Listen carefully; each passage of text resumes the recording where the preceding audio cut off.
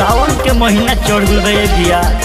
रिमझिम बारिश पड़ता, बड़ा सुहावन सावन के महीना लगेला। यही सावन के महीना में एगो साली अपना जीजा जी से कहतड़ी कि देवघर हमरो के घुमा दी। कैसे कहतड़ी? गुड्डू राजा के आवाज में रउआ सब सुनी। दीदिया संगे हमरो के देवघर ले चलिए जीजा जी। दीदिया संगे हमरो के देवघर ले चलिए जीजा जी। किरलिया सिटी मारतिया आरा से धलिए जीजा जी। किरलिया सिटी मारतिया आरा से धलिए जीजा जी।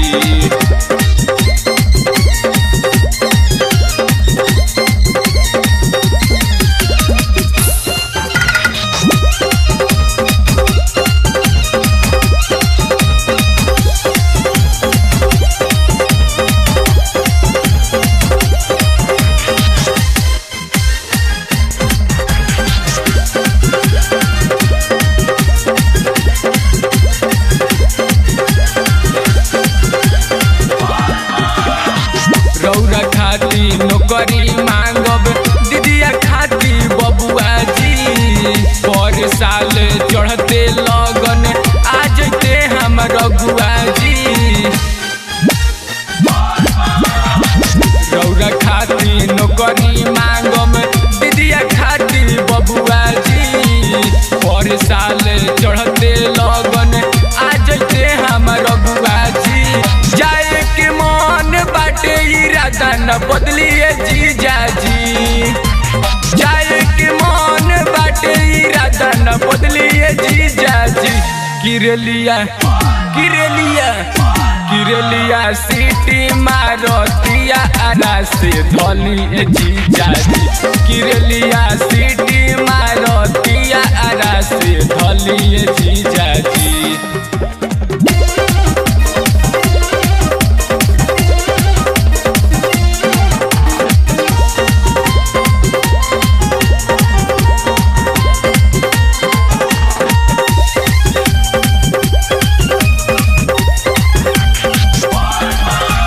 घरे से निकलल जाई जीजा जी ठीके तवार के। गुड्डू संगे जलवा ढारम चढ़ते पहिला सुमार के।